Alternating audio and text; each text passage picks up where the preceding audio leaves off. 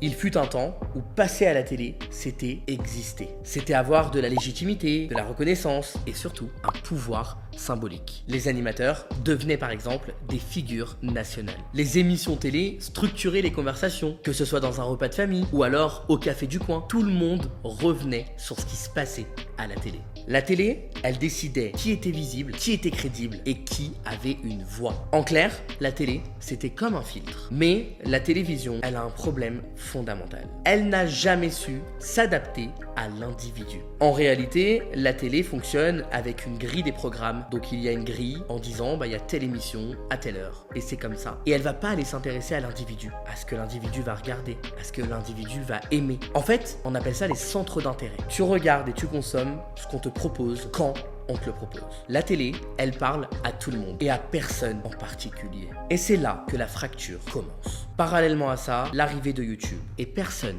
ne l'a pris au sérieux.